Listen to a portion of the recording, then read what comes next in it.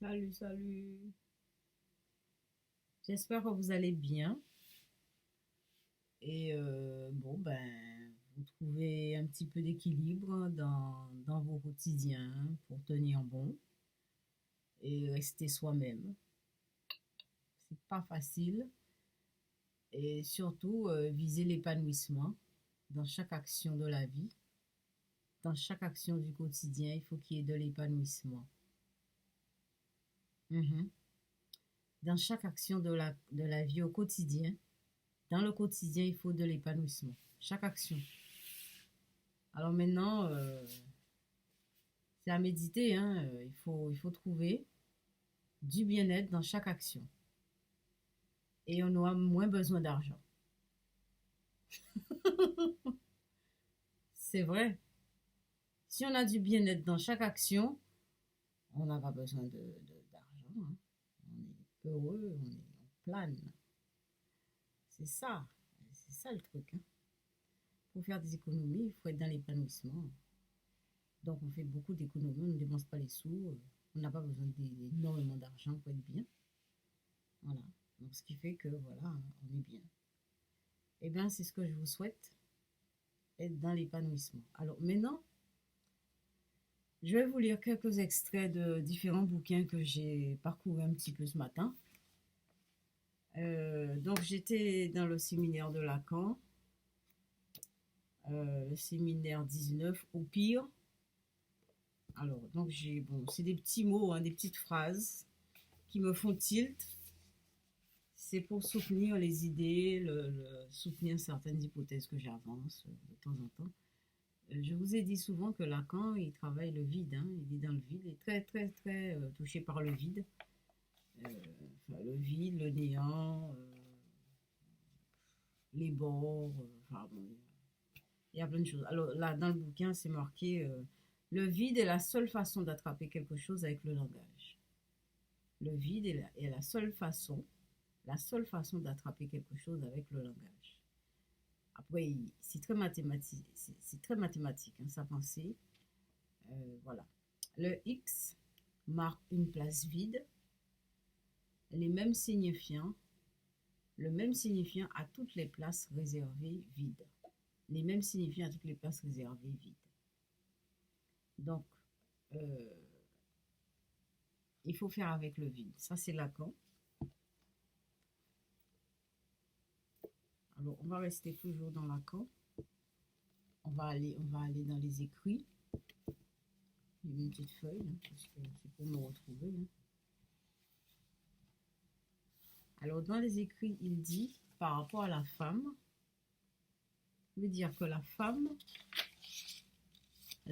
lègue de ne l'avoir jamais eu. La femme lègue de ne l'avoir jamais eu. Voilà. C'est des trucs, s'ils jouent beaucoup avec le rien, le vide, le néant, tout ça. Je trouve ça très intéressant, hein, comme approche. Alors, restons dans Lacan toujours.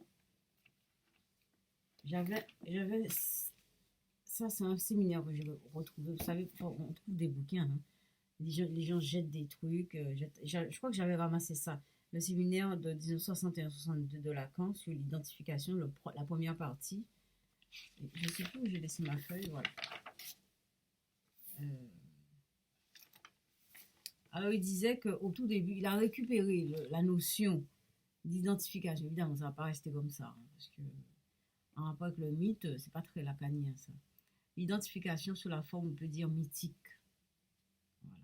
À un moment donné, il en parle, mais ça va changer, ça va se transformer. Voilà. Après, on passe à Ferenczi.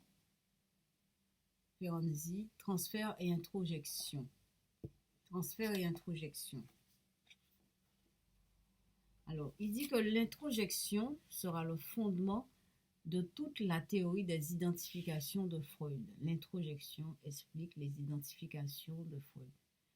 Le concept d'identification. Évidemment, le concept d'identification freudien et d'identification lacanien, c'est pas du tout pareil.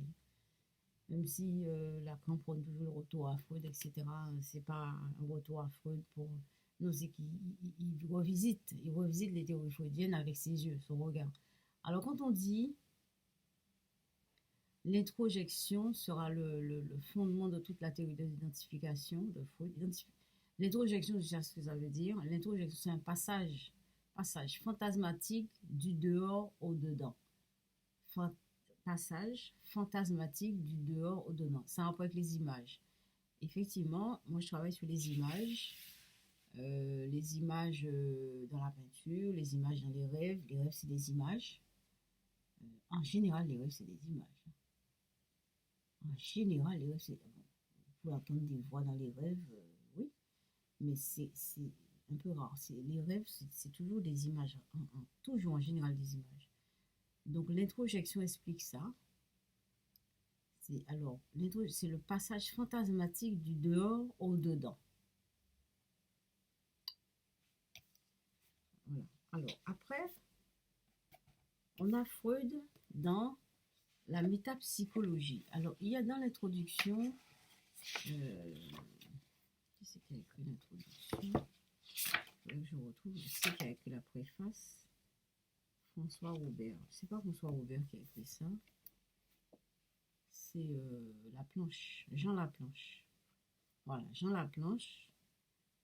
Ce que je vais vous lire là sont les termes de Jean Laplanche. Mais bon, parfois, trouver quelqu'un qui fait une interprétation, c'est tout aussi intéressant. Hein. Bon, il faut prendre un peu de distance, mais c'est tout aussi intéressant. Alors, je vais vous lire un petit peu quelque chose qui m'a touchée dans Métapsychologie de Freud. Alors, par-delà la psychologie de la conscience, il y a l'inconscient. Par-delà la réalité psychologique, celle de la vie de l'âme. La réalité psychologique, la vie de l'âme. Et enfin, par-delà le psychisme lui-même, alors Jean Laplanche met ça en rapport avec une métacosmologie. Bon. Alors on passe de l'inconscient à l'âme jusqu'à la métacosmologie. Inconscient, âme, cosmologie. Vous voyez le truc? Alors, c'est ça que j'aime, c'est les limites, c'est-à-dire dans le fond, et c'est vrai là qu'on dit que toute recherche toute demande, c'est une demande de sens. C'est-à-dire, qui sommes-nous? Qui sommes-nous en réalité? Enfin, je dis nous, c'est nous les humains. Qui sommes-nous? Ça, c'est ma question. Tous les jours, je me pose cette question, je médite là-dessus. Voilà. Donc, par-delà la conscience, Freud a mis l'inconscient. Par-delà la réalité psychologique, il y a celle de la vie de l'âme. Par-delà le psychisme lui-même, il y a la métacosmologie. On a dépassé la métapsychologie. Je sais pas si vous voyez. Voilà, donc nous avons ça. Alors, pour finir, il y a un dernier extrait. Il parlait de l'hystérie. L'hystérie en 1894-1899, c'est juste un repère théorique. L'hystérie est un clivage de la conscience avec formation de groupes psychiques séparés. Je trouve ça très facile. Enfin, facile. C'est quelques mots, quoi. L'hystérie est un clivage de la conscience avec formation de groupes psychiques séparés. Voilà, à suivre. Voilà. C'est ce que je voulais vous transmettre. Alors, il y a toutes sortes d'interprétations, mais bon, je n'interprète pas. Je préfère donner les extraits qui m'ont touché. Et tout ça, c'est en rapport avec ma recherche. Hein. Ma recherche par rapport à ma vie, par rapport à mon intérieur. Voilà. Et c'est tout ça qui m'intéresse. C'est tout. En fait, c'est toutes ces connaissances, toute cette richesse, ça fait sens pour moi. Et donc, je ne peux pas laisser tomber tout ça et dire que voilà, j'ai fait des études et puis Et puis voilà, j'ai traversé ça à un moment donné, et maintenant il n'y a plus rien, et puis voilà. Non. Et je reprends, je travaille ça, je donne ça un sens, une forme, et je partage avec vous. Voilà. Donc, je vous laisse là-dessus. À bientôt.